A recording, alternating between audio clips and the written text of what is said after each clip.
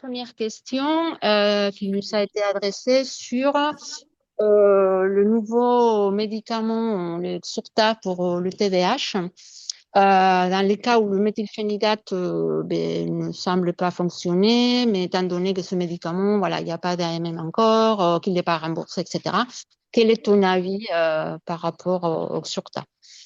Déjà bonjour à tous. Merci à l'association React pour tout votre travail depuis 7 ans déjà. On les a pas vus passer, c'est ce que je m'étais dit.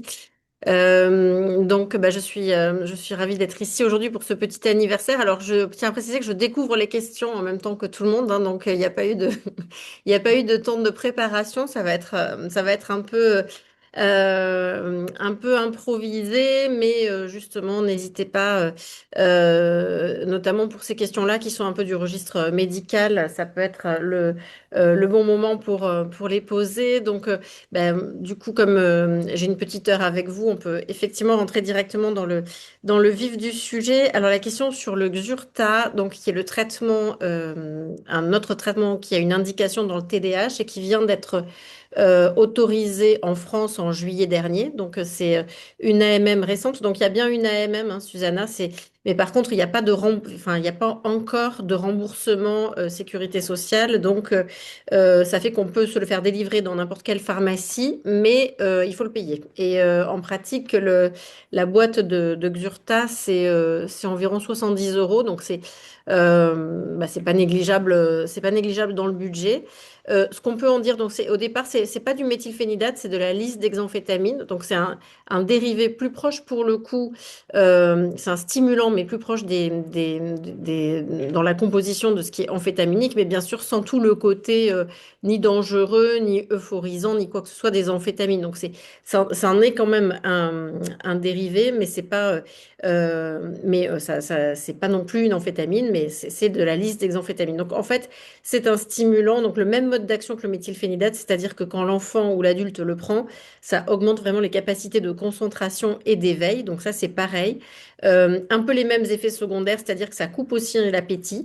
Ce qui est intéressant avec le Xurta, c'est sa durée d'action qui est beaucoup plus longue que tous les autres, en fait. Même le Concerta, qui était le plus long du méthylphénidate, qui est de, je sais pas, on va dire 12 heures, hein, entre 10 et 12, c'est une moyenne.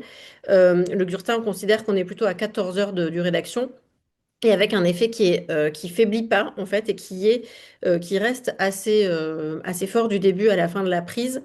Donc ce qui est intéressant en fait avec ce traitement, c'est pour les enfants notamment. Alors moi je vais plutôt parler des enfants, mais enfin ce serait la même chose chez les adultes, mais qui ont des problèmes de gestion des émotions. L'effet est continu et donc il y a pas, les soirées sont couvertes par le traitement en fait. Donc il n'y a pas les effets de fin de journée difficiles, effet rebond ou cumul de stress, etc. Donc ça, c'est plutôt le point fort du médicament, c'est qu'il fait effet longtemps et fort. Donc euh, c'est le point important. L'effet négatif qui va avec ça, c'est que certains enfants, ça leur coupe l'appétit le matin et le soir. Et donc, du coup, c'est plus compliqué pour eux et il faut surveiller d'autant plus leur courbe de croissance. Après, sur le côté dangerosité, tout ça, puisqu'on parle de dérivés amphétaminiques, c'est des médicaments qui sont prescrits depuis vraiment longtemps aux États-Unis ou dans d'autres pays, et même dans d'autres pays d'Europe. Donc en fait, il y a quand même des études de sécurité, de safety qui sont extrêmement solides. Alors moins que le méthylphénidate, il y a un peu moins de temps de recul, mais je pense qu'il n'y a vraiment pas d'inquiétude sur ces aspects-là. Euh, donc, alors, moi, je ne l'ai pas prescrit non plus à 50 patients, je dirais peut-être une douzaine depuis qu'il est commercialisé. Et c'est que aux formes évidemment les plus compliquées, puisque tous les autres, on a trouvé un équilibre avec du méthylphénidate, on va dire.